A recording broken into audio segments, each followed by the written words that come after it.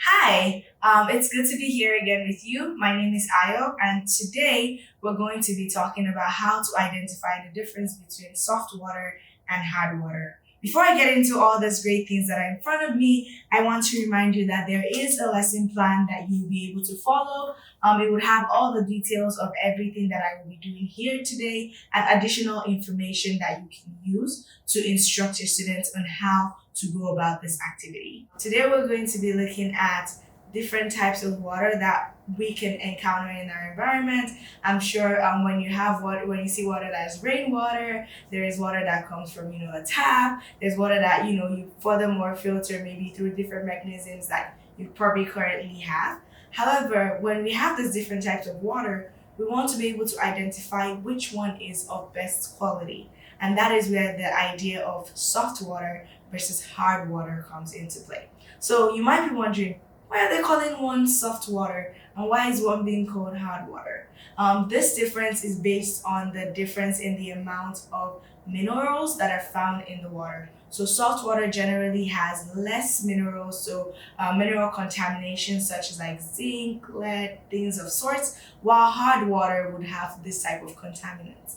Now, I think you already guessed this, but soft water is better for you. So you want to make sure that whatever water that you have, you can do a quick home test and say, oh, is the water that I have good enough for me to be using for washing my clothes? Is it good enough for me to even drink? Is it good enough for me to use for different activities like cooking? So this method that we're about to show you is a quick test, a quick home test, a quick lab test, a quick test that helps you identify the differences. So let's get right into it. We have different materials as you probably can see. Starting from my left, I have a detergent, which is going to be what we're using to identify the difference. I have some beakers, which, based on the material you have, you can substitute for like a container. I have a little dropper, which will be provided for you as well. I have measuring cylinders to measure out the volume of water that I will be using. And I also have the water that I will be using. So there's one that is labeled hard water, and then there's one that is labeled soft water. I have a ruler, and I'll show you why I need this ruler very soon. I have a rack or like a containment for the tubes that I will be using, and these tubes will be provided to you for use when you would run this experiment. I would also say that if you're at home and you don't have a tube, but you have maybe a small container that has a lid, you can also do this test and put the water in the container, cap it up, and shake it together with the detergent, which I will be showing you very soon. And last but not least, we have the materials that we're going to be using to see if we can transform hard water into soft water. And these materials are the filter paper, the ion exchange resin. This is important because this resin helps to trap the different type of ions or different type of metals that have like an ion charge in the resin, separating it from the water. And then we have the charcoal, a fun home method of filtering your water. Most people know this because the carbon in the charcoal is able to trap and interact with some of the metals in the hot water. And so we're going to get right into it. So for my starting, I will be doing 2 tubes. Before doing any form of filtering, I want to show you what the difference between a hard water interaction with detergent versus a soft water interaction with detergent is going to be. So I have each of my tubes labeled. This has HD for hard water, and this says SW for soft water. Okay? And I'm going to just be moving these over to make it easier to work with. And so first things first, I'm going to measure out some soft water for my bottle. And just to make sure that I'm not mixing up the samples that I'm using, I'll be measuring the soft water in a different tube than I'll be measuring the hard water. So the smaller tube, I'll be doing the hard water in there. And for the bigger tube, measuring cylinder, I'll be doing the soft water. And I don't need a lot of it, so I'm just gonna pour out some volume and then transfer that into the tube. So I will just try to make sure I have about 3 mils of water in there. And then cap that up. And then I'll do the same thing for the soft water, for the hard water.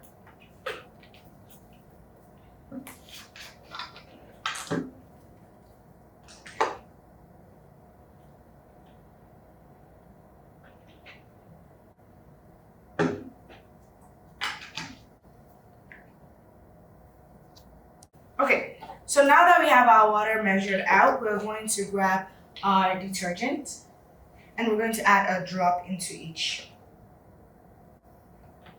So just make sure that you're adding just one drop. And then one drop here as well.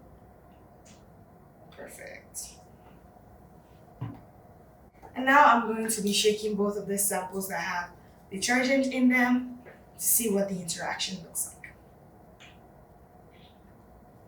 Okay? And I don't know if you can see this vividly through the camera, but there is an obvious difference in how much foam we have in the soft water, which is almost at like a 7.5 mil foam level, from the hard water, which is only at about like a 4 mil foam level. And that is because the interaction between the soft water and the detergent is much better and easier than with the hard water and the detergent. So now that we have seen the differences between the two samples and how much foam levels they have, we're going to see whether or not we can get hard water to become soft water.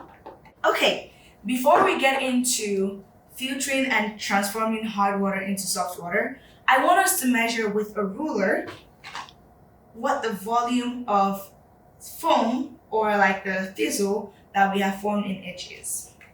So this doesn't have to be with a colored ruler, you can have a transparent ruler, whatever one you have. And what you're going to be doing is measuring from the bottom of the foam, right where the water and the foam layer intersect, to the top of the foam level.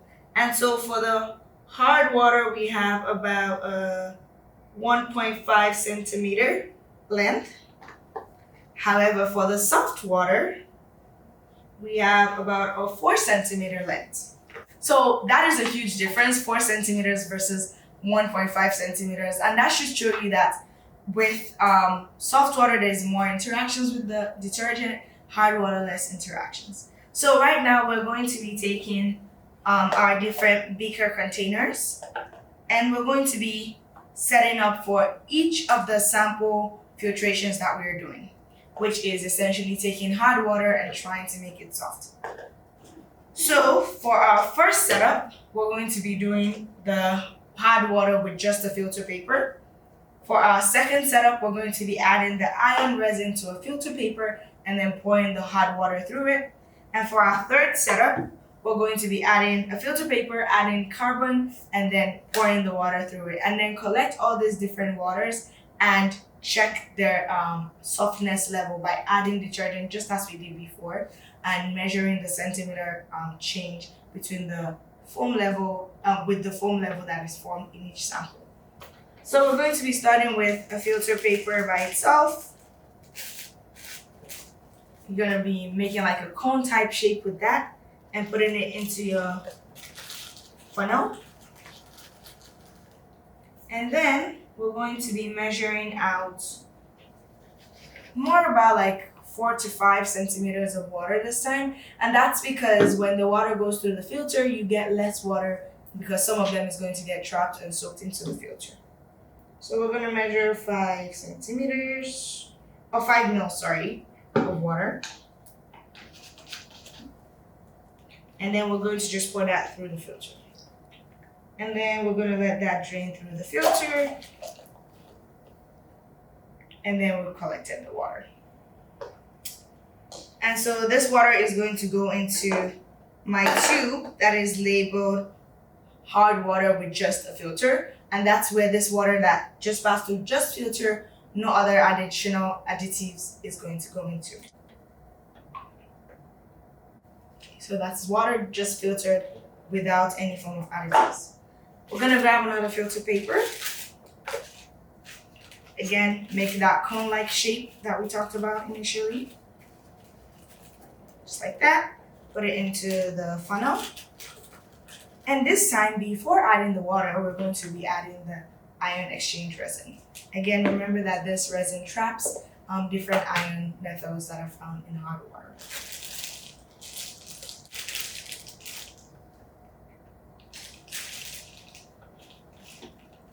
You don't need a lot of it, so just that much should be fine. And then we're going to cap that up. Again, measure 5 mils of water and then pour that in.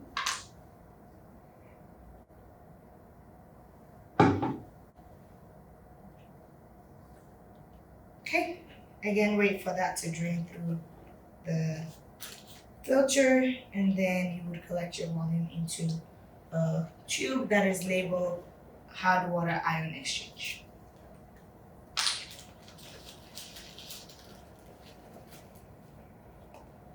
So we have some water in there. Bring in a little bit more. So that was the last one. Then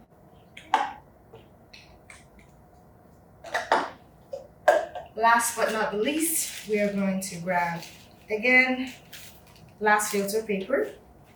Again, remember your cone-like shape. And we're going to be adding the carbon charcoal particles to this one.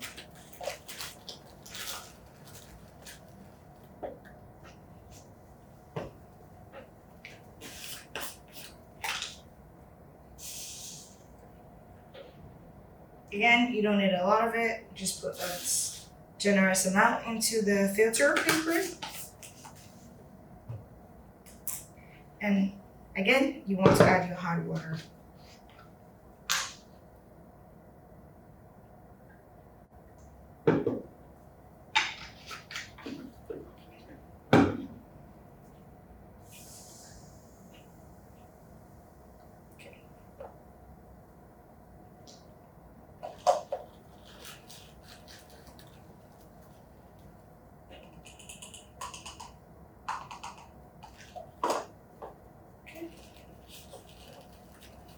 Added your hot water. And now, last but not the least, into our tube labeled water carbon, we're going to add the filtrate.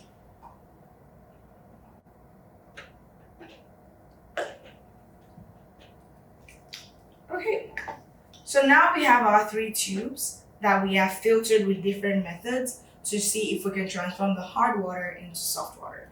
And we're going to be adding a drop of detergent into each of them.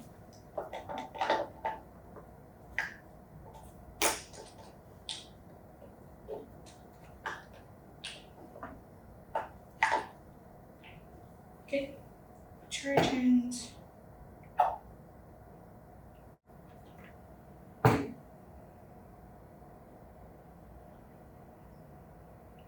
Remember, you only need 1 drop for each of them. Okay. Then we're gonna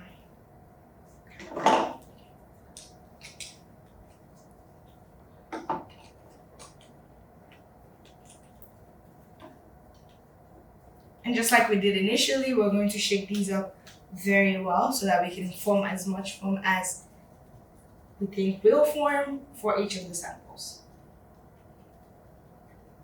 Okay, and that should be fine.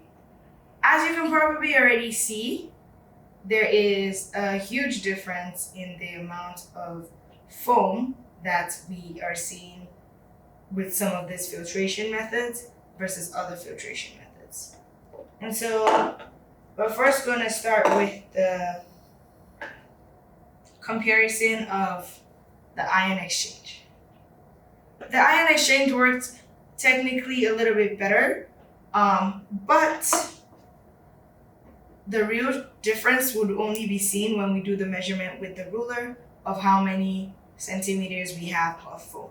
So remember, we had 1.5 centimeters of foam for the hard water initially, 4 for the soft water. And now after filtering with the ion exchange, we have about 2 for the ion exchange sample. So there's a bit of a difference, about 0.5. And then with the carbon, also going to be measuring that. And we also have about 2.5 centimeters when you do the carbon filtration. And last but not least, when you add just the filter, you also have about a 2 centimeter foam level.